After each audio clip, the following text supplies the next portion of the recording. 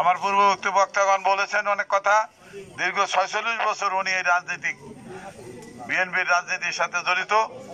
তা উনি এতদিন দল করেন, নমিনেশন উনি হকদার, উনি নমিনেশন পাবেন আমরা আশা করি।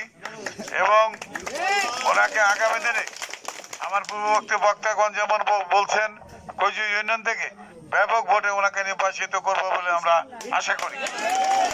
এবং মামুন যে কথাগুলো বললো সেদিন একটা মিটিং এর কথা, ওখানে এখন নাম বলার দরকার নাই আমার, উনি এখন আওয়ামী লীগের সব ছেলেবেলা মিটিং করা ধরছে। ওনে যদি ১০০ লোক থাকে তার মধ্যে ৯৫ জন ছিল আওয়ামী লীগের লোক। বিএনপির লোক বয়কট করছে, যেহেতু আওয়ামী লীগের লোক মিটিং অ্যারেঞ্জমেন্ট করতেছে আমরা ওখানে যাবো না।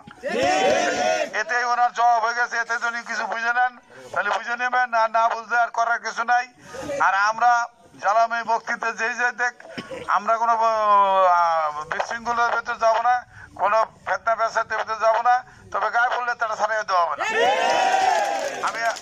এই বলে আমি আপনাদের এই গ্রামবাসী খুব আপনারা ঐক্যবদ্ধ থাকেন সবসময়, সব ব্যাপারেই আপনারা ঐক্যবদ্ধভাবে দলমত নির্বিশেষে সবাই সৈয়দ মোজাদ্দেদ আলী ঈসা ভাইকে ধানের শীষে ভোট দিয়ে জয়যুক্ত করবেন এই আশাবাদ ব্যক্ত করে আমার বক্তব্য শেষ করছি।